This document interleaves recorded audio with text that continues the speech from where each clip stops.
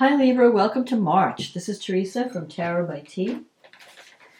And this month we have Mercury moving into the Pisces on the 3rd of March. We have a full moon in Virgo on the 7th. And around the same time Saturn moves into Pisces after being in Aquarius for 2.5 years. Venus moves into Taurus on the 17th. That's your ruling planet. Mercury moves into Aries on the 20th at the end of the month. And then we have a new moon in Aries at 0 degrees on the 21st.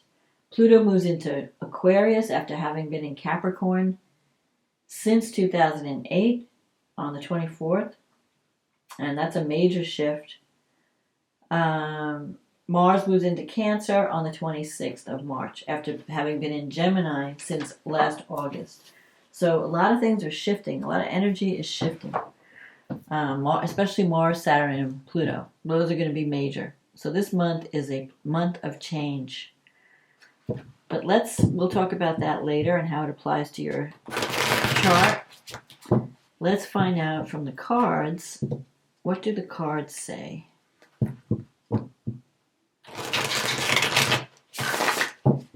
For Virgo. What does Virgo need to know about love and Libra.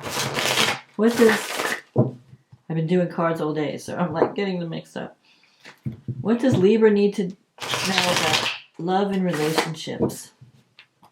What does Libra need to know about love and relationships for the month of March 2023?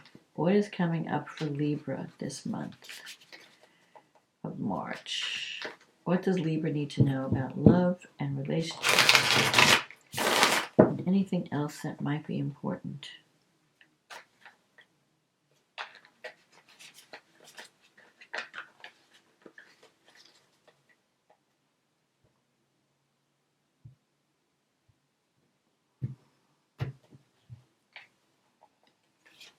The Temperance card. The 9 of Swords. The 5 of Wands in the past. The Ace of Wands. The 4 of Swords. The King of Pentacles. The 4 of Wands. The 10 of Wands. The Death card. The 5 of Swords. And the card at the bottom of the deck is the King of Wands. So, the Temperance is a card of balance, finding the balance. It's possible that you need work-life balance. Maybe you've been focused too much on career and work, and you've been neglecting your relationships. The Temperance card can mean that you're connecting with someone that you're very compatible with, but you're very different. Your energies are also very different.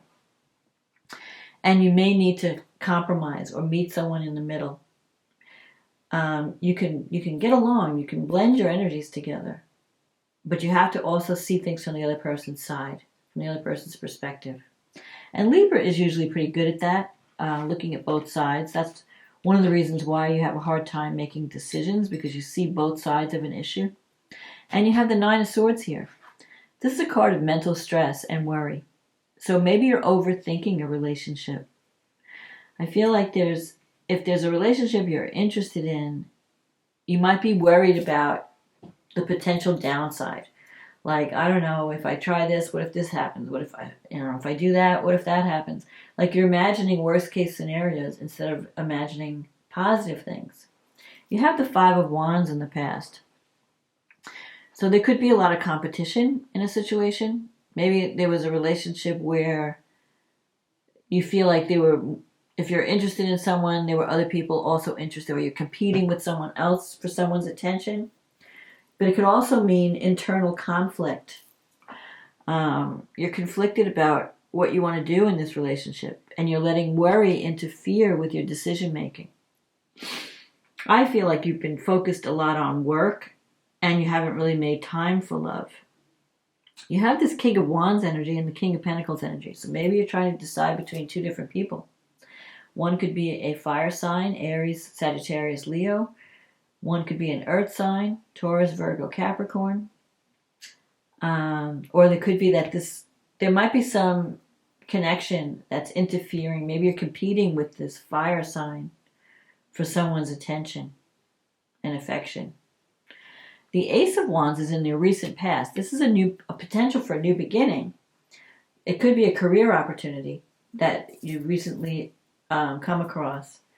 And maybe you're worried about it. You're trying to make a decision. You're stressed. You have this Four of Swords energy. I feel like you have the potential for a new beginning, but it may involve leaving a toxic situation to embrace something new. The Four of Swords is a card of rest, needing rest. I feel like you have this Ten of Wands in your environment. I feel like you've been working really hard lately. And the focus is too much on work, and you're not giving yourself time to recharge. Because the Four of Swords is about taking time out to rest, to heal, before you take action. With the Ten of Wands, though, the good thing is you're about to put down your burden. The other thing is I'm getting for the Four of Swords is you could have been like just focused on work, not to deal with something that was upsetting you. So you threw all your energy into work as a way of not interacting. It's almost like you pulled back from socializing because you needed a time out. And this could have been, sometimes the Four of Swords can mean that you needed a time out from a relationship. You needed to take a step back so that you could think about where you wanted this relationship to go. Coming up in the future, you have this King of Pentacles. I feel that this could be an important connection for you, the King of Pentacles. Someone that's very reliable, someone that can provide security and stability to your life. If you've been through like the mill in relationships, I feel that there's potential for success with this relationship. You have the Four of Wands here, but it's in your negative thinking sector. So a part of you is doubting that you could have that success and stability in this relationship. Maybe in the past you're involved in relationships where there was a lot of conflict, a lot of arguing, and now you're kind of like bringing the past into the present. So you don't want to worry about, like, don't let the past, like any past relationship problems, don't project those on the new person. Because the Four of Wands here, this is a card of stability. Sometimes it could be a card of marriage. You have the potential to connect with someone where you could have a very stable relationship. But to do that, I feel like you have this Death card here. You have to kind of, this is a card of ending one cycle, clearing out the past, realizing that a certain cycle of your life has ended, and you have to bless it and release it before you can start something new. I feel like you're still holding on to the past in some way, and that's stopping you from moving into a new situation. And so with the Death card, this is what's blocking you from achieving your goal, is that you have to bless the past and release it. You have to put an end to something before you can move on to something better. And I feel like you're on the edge of doing that because you have the Ten of Wands. Ten of Wands, you've been carrying this heavy burden for a long time. But when you get to the 10, it's like it's over. You can put the burden down. So this could be like a job that you end, a very draining job, or a job that made a lot of demands on you. It could even mean ending a relationship that you felt was a heavy burden. I feel like the winds of change, like things are changing. You're dying to the past. You need to just bless the past, release it, clear out the past, make room for the new. You have this Five of Swords energy. This is a card of hostility. If you're in a relationship, if you're ending a relationship, you may be dealing with someone else's hostility. The Five of Swords energy could be like toxic energy, or where a situation where you're trying to fix something that can't be fixed. So a lot of times, you may be involved with someone that you're attracted to, but there are a lot of problems, and there are good qualities about the person, but then there are hostile. They get angry when they don't. It's like they're a winner take all. They have to win at all costs. And sometimes with the Five of Swords, you have to accept, like, look, this person is not going to change. This situation is not going to change. If I'm not happy and I can't live with this person the way they are, or this situation the way it is, I may have to just cut my losses and move on. So don't try to change. If you're trying to change someone and make them into somebody else, it's not going to happen. You have to accept someone for who they are. And if you can't do that, then you have to cut your losses and move on. So don't waste your energy on something or someone that can't be fixed. Don't try to fix the impossible. It's like you're bashing your head against a brick wall, trying to make change where change can't happen. So in that case, you may have to release a situation before you can allow this new beginning energy to come in and be fruitful. You have to take a leadership role in your life, and don't worry about what might happen. See the reality of what is. You can have security and stability in a relationship, but I feel like, for one thing, it could be that you could be letting go of a job that's been too demanding, but some of you might be letting go of a relationship that's just brought you nothing but grief and worry. And you're ready to move into a new cycle, but I feel like you have to do some healing first.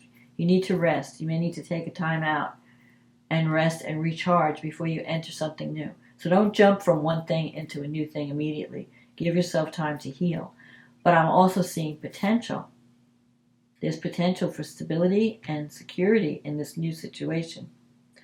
But you have to believe in it. You're doubting it. You're letting your worries and your mind work against you. So don't let your mind, don't overthink the situation. Put an end, be clear. Put an end to what's not working.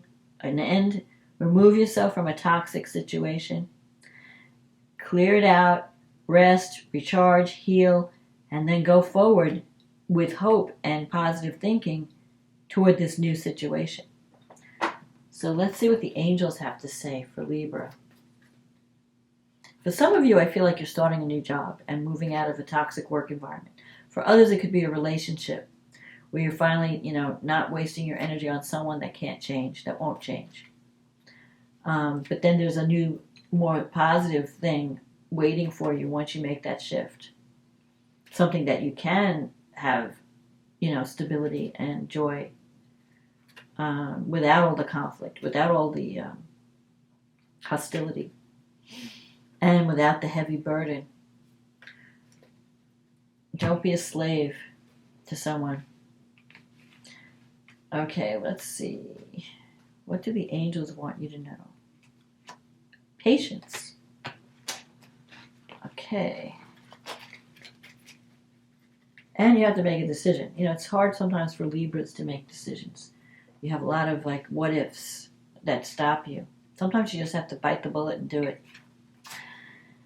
Patience is required at the moment. You may feel that things are not moving as fast as you would like, yet there is a lot going on energetically. The current situation causing concern is evolving positively. Let go and have patience. You will eventually realize that this whole event was in fact a blessing. All is perfect as it is. Trust. You are eternally loved and guided. So don't worry. Go with the flow. Don't let worry attracts troubles to you. Focus on positive outcomes. Focus on that everything is going to work out. Everything is divine timing. Don't try to control the outcome. Don't worry about possible negative scenarios. Focus on what could go right instead of what could go wrong. So let's see what the astrology has to say for Libra. Oh yeah, definitely this is a work matter.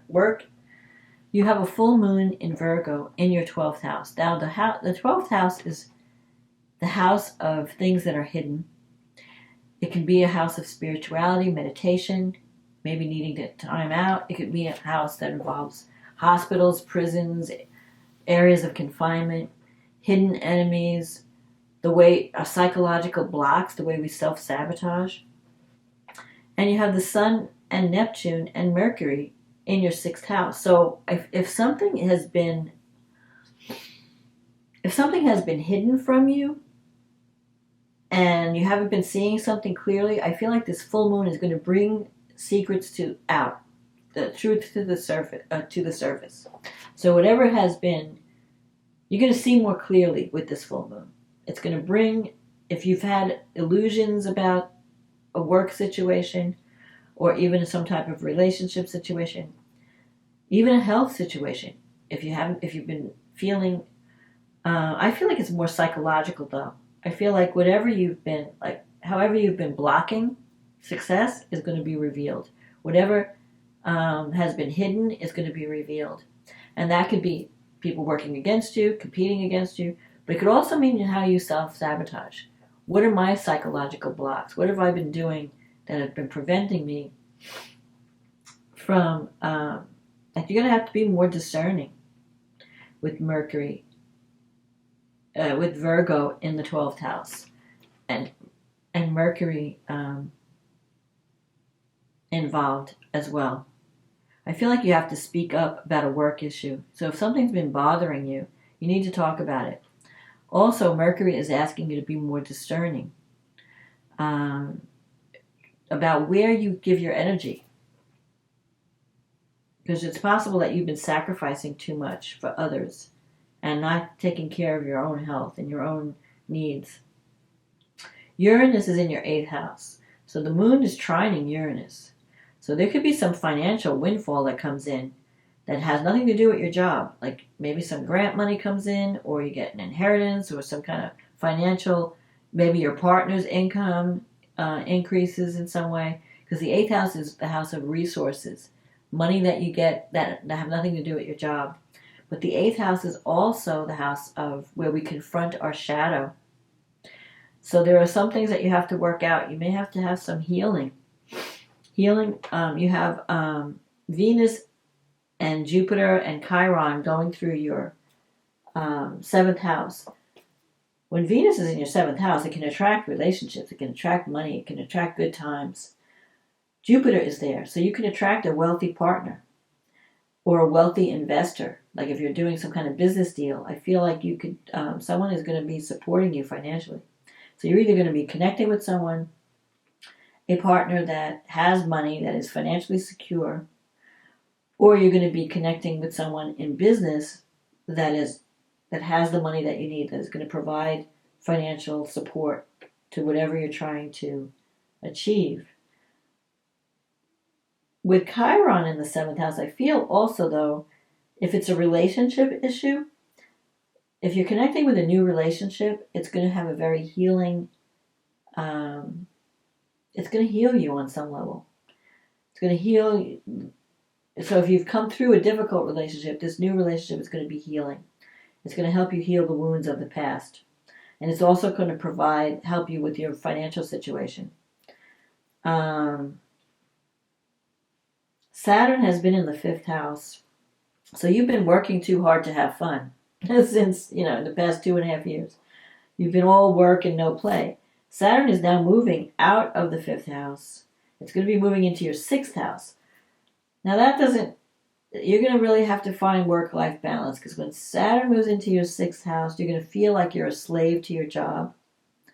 And you have to be more discerning about, you want to get ahead, you want to work.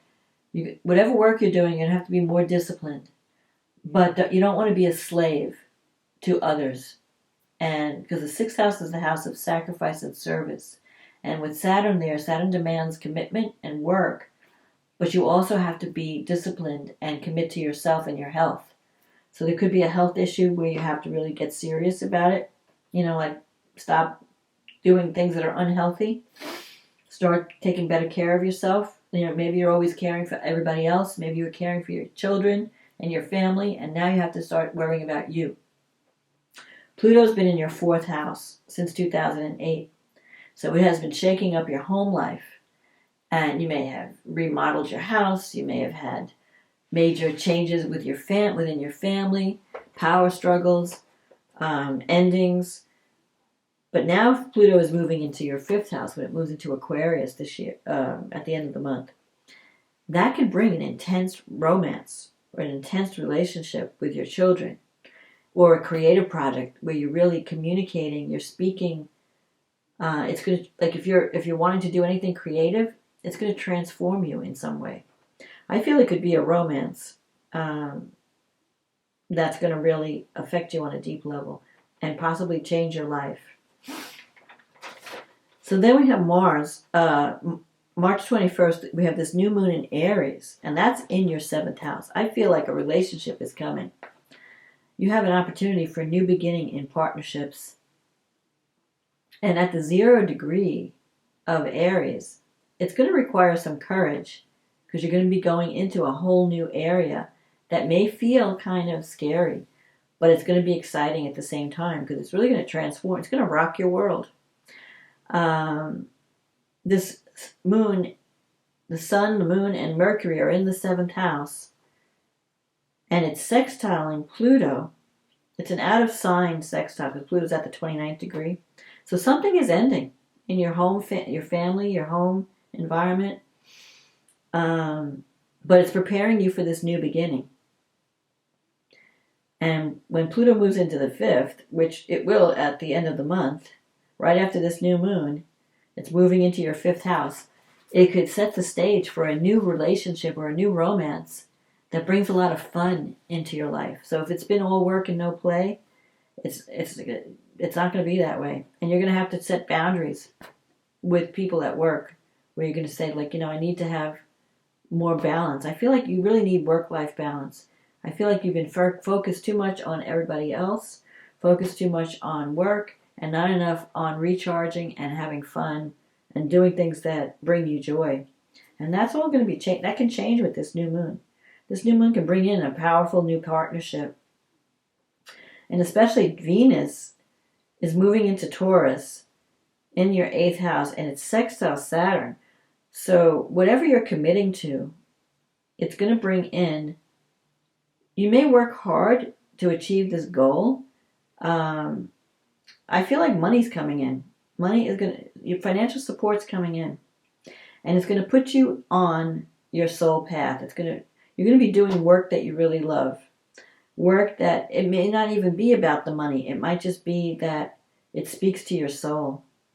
And there could be some greater intimacy coming into your life. Your financial situation is going to change unexpectedly. I feel like it may fluctuate, but when Venus moves into the 8th, it usually brings money with it. But it's not the money you earn from your job. It's the money that is given to you through other resources. So it could be grant funding. It could be a partner's income. Like maybe your partner gets a raise, or you're connecting with someone that has a lot of money, that they're very financially secure, so you don't have to support them. I feel like your finances are due for a major improvement. And you're also going to be working on issues around intimacy. You're going to be paying off debt. You have the potential to start a new partnership that has a really transformative effect on your life, that helps you confront your fears around intimacy. You could be bonding with someone at a deeper level than you ever have before with this new moon. Mars is moving from your 9th house. It's going to be going into your 10th house. I feel like there's going to be some career opportunities. You're really going to be focusing on career. But at the same time, there could be a relationship that forms. So you're going to have to how do I balance my career success and the work that I have to do for my job? Because I feel like your career is going to be on fire. But at the same time, you have this relationship, this powerful relationship forming that could transform your life. So I feel like your life is changing in both areas, career and love. And you're going to have to work to balance those two because they're both going to demand, your time. So you don't want to do too much in one area and not enough in the other. But I feel like you're on the edge of a new path that's going to bring you major change, but also major joy. So don't be afraid. Don't let worry stop you. Don't let fear stop you from embracing a new path. Because I think it's going to be like the winds of change are going to breathe fresh air into your life. So release whatever you need to release and allow the new to be born. So that's my forecast, Libra. I hope you enjoyed this reading. If you did, click on the like button, click on the subscribe button, leave a comment. All those 3 things, any one of those 3 things helps support this channel. And if you enjoyed this reading, let me know if this resonates with you in the comment box. If you'd like a private reading, click on the link in the description box. It'll take you to my website, and we can get you scheduled. In the meantime, have a wonderful March, a successful March. Abundance and wealth is coming your way. Career opportunity, love, it's all coming. So don't be afraid to come out of your hermit mode, the Four of Swords. You know, you're coming back to life this month. If you've been kind of avoiding connecting with people, I feel like that's going to change because of all these changes that are happening in your life. You're going to be more social. Just don't let worry and fear interfere with all the abundance that's going to come your way. So that's what I need to say. Enjoy March, and I'll talk to you again next month. Okay, bye now.